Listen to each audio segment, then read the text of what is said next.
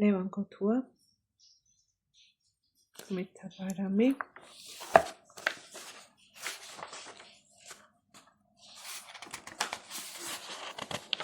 წიგნი პირველი, ოქროს ემბასი.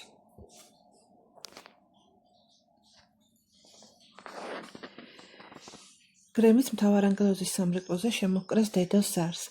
დინჯი გუგუნახმა რხეულ ტალღებად გადაეღვარა ქალაქს, მის შემოგარენს. გაზაფხულის კვირა დილა იყო.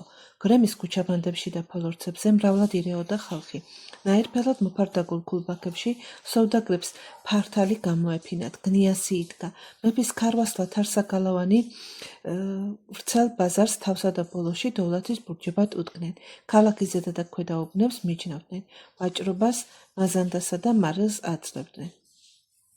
ამ ქართა რიგებში საუქმოდ გამოწყობილ ხელოსნებს თავიანთი ნაკეთობანი თაროებზე გამოეწყოთ, ხოლო მოსუფთავებულ დაზგებზე აქა-იქ უკვე ფსონის უფრა გაეშალათ. მუშტრის მოლოდინში ყელს ისველებდნენ, მხოლოდ მჭედლებს არ ჩაექრათ ქურები. ვეება თევზის ლაყუჩებივით მობუშტ უსაბერვალებს ცალავდნენ და უროთა ხმა მაღლა კლდეზე ამავალ გალავანს წვდებოდა. ცივ გომბორის მხრიდან მობერილ ნიავს დილის ლეჩაკანისლი ცაში შეელალა. გრემის მთისკენ წეროზე აღმართულ სასახლემდე მიეწვდინა. უფრო ქვემოთ ქალაქის უბნის თავში აღმართულ მთავარანგელოზის ჯვარზე დარის სხივი კიაფობდა. დინჯად ჟღერდა დედოს ზარი. ერთ წუთს ყველა გაინება, ყველამ დააყურა და დედო ზარს იშვიათად დარეკდნენ ხოლმე. ათამდე ითვლიდა ყველა, დიდი თუ პატარა, ერი თუ ბერი, მტერი თუ მოყარე. დათვლას ვასწავლი ხალხსა, დათვლას ათამდე ჩემზე იყოს, მერმეს ოსიმე ბერდიდმა და იასონ ჭავჭავაძემ ითავონ. იტყოდა ხოლმე მთავარანგელოზის მნათე ფილადელფოს, რომელსაც ხალხში მოკლედ ფილო მნათეს ეძახდნენ. პირველი 10 ჩამოკვრა ყურადღებას ნიშნავდა, მეორე კი შემთხვევისა და ხასიათის მიხედვით იყო. შვილა და შვილიშვილაზარებს შეაწევდა მნათე საზეიმო სადღესასწაულოს ნიშნავდა რეკვა. თუ ისევ ხმამძიმედ განაგრძობდა ზარვას, დედო მაშინ უკვე სამგლოვიარო სააუგო ამბავი სჭირდა ტკბილ ალაზნის ქვეყანას. ხოდა გრემის მიდამო განაბული უსმენდა ზარის მეტყოლებას, მაგრამ აი მტრედებივით აღუღუდნენ, მრეცხლებივით აჭიკჭიკდნენ მომყოლი და მცირე ზარები. ყველამ ამოისუნთქა. ნათლობაა დღეს, ნათლობა ოქროს ემბაში. ფართო შუბზე იტკიცა ხელი მამუკა კახნიაურმა. მელოც ირგვლივ შემორჩენილი კაუჭათმა ჩამოისწორა და ცელს გასძახა.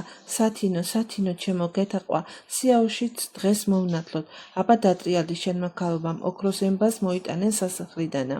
მამუკამ ქულბაქებში გასატანად გამზადებული უწერი და ნაწერი ქაღალ ტეტრატები ისევ დასგაზე მიაწყო და მომცრო წვეულობაში ჩამოივარცხნა.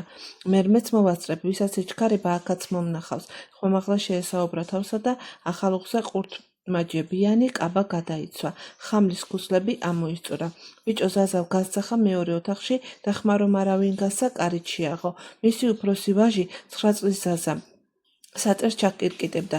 წინ მაგიდაზე ყდა შეცრეცილი წიგნი იყო გადაშლილი, ხოლო მოგრძო ნუსხას მოქნილი გრაგნილი იატაკზე ჩამოშლოდა. ბიჭს ენა კბილებში მოეწეწკა და კისერწაკრძელებულს მთელი სხეულის მონაწილეობით გამოყავდა ასოები. წიგნიდან იწერდა: არ გესმის ბიჭო, ნაწერს ხედავ. როსტომ და ზურაბკენა შესჭიდებოდა ყმაწვილი, ბავშვურად დიდი ასოებით, მაგრამ მეტად ლამაზად და სუფთად წერდა ზაზა. უпроსტორად ხატავდა ასოებს. მას ამ წუთში არც ზარის ხმა ესმოდა, არც მამის სიტყვა. რამდენჯერ გითხარი, როცა წერ ენას ნუახმარ, მეთქი დაბალი ხმით დაარიგა ნაამებმა მამამ. რა ენას თავი აიღო ბიჭმა, დიდრონი განცვიფრებული თვალებით შეხედა მამას, მაგრამ უმალ გონს მოეგო და დაერწხვინა. დიდი შუბლითა და ნატიფად გამოყვანილ ცხვირტუჩით მამას ჰგავდა ზაზა. თვალები კი დედისა ჰქონდა, დიდრონი, შავწყლიანი და შავწამწამა. ფიქრით სავსე თვალები. აბა რა ვიცი, ზოგ ასოებს იგრე აჰყვება ხოლმე თავის დავა და გუნებაში ანბანი სწრაფად ჩათვალა. მიაგნო დამნაშავე ასოებს. ნარიდალასი უენოდ არ გამომდის.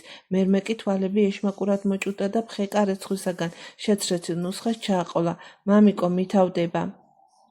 ეგ ჩემი ხელობაა, შვილო, არ მოგაკლებ.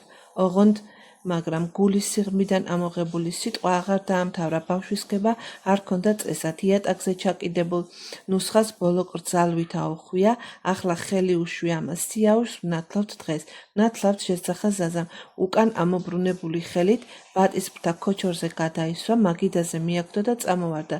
ჩუმად არ გააღვიძო, ხელი შესტაცა მამამ. ზაზა უმალ ცალფეხზე შეტრიალდა, ცერებზე შეიმართა, ფეხაკრებით აკვანთან მივიდა. არც ინავს დახი ამანაც ზენა გამომიყო და ცერიდან ქულზე ჩამოხტა ხარხარით. აბა შენ ფილმნათესთან აირბინე, ახლა თორემ მერმე ვეღარ შეხვალ გალავანში. როდის მოგიყვანოთ მეთქი, გაიგე ბატონიშვილს რომ მონათლავენ, მერმე პირველები ჩვენ დავხვდეთ. მაშა ზაზამ ტაში შემოკრა, შებზრიალდა, ტახტი მალაყით გადაიარა. წეღანდელი ენა მოწეწყილი მწიგნობის იერნატმალიც აღარ შერჩა. ტახტის ბოლოში ხალას მისვდა. შიგ თავხელი ერთდროულად წაყო და ასე გადაუცმალად გავარდა ეზოში. მოიცა, შეალქაჯო, ფეხზე მაინც ჩაიცვია, ლერსიანად მიაცახა დედამ და ჯუსტების ზურგში მიაყარა. ზაზამ რა თქმა უნდა ჭიშკარს უგანა, პირდაპირ მაღალ ყორეს შეახტა და ერთი ძალუმად დაუსტვინა. მხოლოდ ამის შემდეგ გაახსენდა ჯუსტები. ისიც იმიტომ, რომ ხელში ებორკებოდა. ქუჩის გასწვრივ ყორეზე ზაზას თანატოლი ქიტა ჯიღაური შემოეფეთა. ნათლობაა, გადასძახა ზაზამ. ჩვენთანაცა გოგოს ვნათლავთ, რომ მესა გაიკვირვა ზაზამ. ხალიანას. ამას სულ აღარ მოელოდა ზაზა, მაგრამ გამოკითხვის დრო როდი იყო. გასწრებაზე მიდგა საქმე. მჯობნის მჯობნი, გადახტა ქიტას, ყორეს გადაევლო და მთავარანგელოზისკენ დაიტიშა. მე გახლავარ, მიაწია ქიტამ. ყორე უმოკლა და უბნის ბოლოს გზა მოუჭრა ზაზას. მთავარანგელოზის გორი ზედ მობმით ესაზღვრებოდა ქალაქის გალავანს. ოღონდ გაცილებით მაღლა იდგა და თავისი გალავნითა და ქონგურებით იგი ზემოდან დასცქეროდა გრემს. როგორც ტყუპის ცალი, საყდრის მიჯნაშივე ნაშენი მეფის კოშკი ხირცეულად მხარს უმშვენებდა მთავარი ტაძრის ომახიან გუმბათს. ალაზნის მხარეს თითქოს მაღალ გუშაგად ედგა ეს ერთიანი ყოფის ორი სახე, მცველი და მლოცველი. არსებითად მთავარანგელოზი ქალაქის დედასაწყისი და მთავარციხე იყო. საყდრის გალავანს მხოლოდ ორი საერთო შესავალი ჰქონდა. ერთი შიდა უშუალოდ ქალაქიდან ზედა ქუჩაბანდის ავლით, ქონგურებით შემშვენებულ ალაყაფის კარს მიადგებოდა. მეორე შემოვლით რიყის გზით დიდი სასახლის მხრიდან მეფის კარით იზღუდებოდა. ორივე კარისაკენ მრავლად მიედინებოდა ხალხი და რაც ზაზასთვის მთავარი იყო, ქალაქის მთელი ტოლბიჭობა სტვენითა და ჟრიამული წინ უძღებდა მალად. მაგრამ ზაზა გულარხეინად იყო. მან მესამე გზა იცოდა, უფრო სწორად უგზო უკლო კლდე კედლის საცოცი, ზაზას მიერ მიკვლეული და ნაცადი, ყველაზე მოკლე, მაგრამ საფათერაკო და სავაშკაცო გზა, როგორადაც გონებაში სახავდა ხოლმე. 9 კარის საყდრის ყურეში ქუჩას უტია ზაზამ და გალავანზე შეხტა. ეს გალავანი ქალაქის მთავარ გალავანს უერთდებოდა. აქ კედლის ღრუებში ნამგალა მერცხლების ბუდეები იყო ბლომათო და ამ ღრუების მეშვეობით დიდი გალავნის ზედა ნიღრზე შეხოხდა ზაზა. მშვიდობიან დროს აქ გუშაგი არ იდგა ხოლმე. ესეც იცოდა დაკვირვებულმა ბიჭმა. გალავანს სირბილით გაყვა და მთავარანგელოზის კედლის ძირს ციცაბო მხრიდან მიადგა. აქედან უკვე პიტალოს უნდა აყოლოდა მავალი, მაგრამ სული მოითქვა, გალავნის კიდეზე ჩამოჯდა, ფეხები ქალაქგარე გადაკიდა, ისევ წაიძრო ჩუსტები და პერანგის უბეში მოიქცია. ის იყო პირველ ტინზე შეფორთხება დააპირა, რომ ვიღაცა მიაძახა, ბიჭო, შენ გეუბნები მოიცა. ზაზამ მოიხედა ქალაქის გარეთა შარაზე, აკლემ ქარავანს უცხო ჩაცმული სევდაგარი მოუძღოდა. ზაზას არაფრად ეპიტნავა, მოწდა სხვა დროს კიდევ ხო, მაგრამ ახლა მოსწრებაზეა საქმე. ის უცხო სევდაგარი კითანაც კოჭლობით მოდის, მოიჭაჭება. რაგნებავთ გასძახა და დააკვირდა სევდაგარს. უცხოს შავი მიმდგარი, მოკლედ ნაკვეთი ნიჩაბა წვერი და ბოლო ჩაშვებული ულვაშები ჰქონდა. რა ამბავია ეს ზარი, დაბალი ხმით შემოძახა მოსულმა. რაღა მე მეკითხება, გაიფიქრა ბიჭმა, ამდენი ხალხი აქ გზაზე. ნათლობაა ბატონიშვილისა და კლდეზე შეხოხდა. დაიმტვრევი ბიჭო, მიაძახა კოჭმა სევდაგარმა, თან კითხვაც მიაყოლა, თანაც მან დედანაც არის სავალი საყდრის ციხეშია, ჩემთვის არის. მოუბრუნებლივ გადასძახა ზაზამ და ფრიალოს ნაბზარს აეკიდა. არაერთხელ უფორთხავს აქ, მზეზე გამოფიცხებულ ჯოჯოებს იჭერდა ხოლმე, თანატოლებს აფრთხობდა, განსაკუთრებით გოგონებს, კერძოდ კი ხალიანას, მის მეზობლის დოსტაქარ ჯიხაურის 5 წლის გოგონას, რომელმაც კისკისით საამო იცოდა და ტივილიც. ენამოსლექილი ხალიანა ზაზას ჯოჯობის ეძახდა. აქ ენაც იყო დამნაშავე და ჯოჯოც. აფსუს, არ ვიცოდი, რომ მონათლული არ იყო.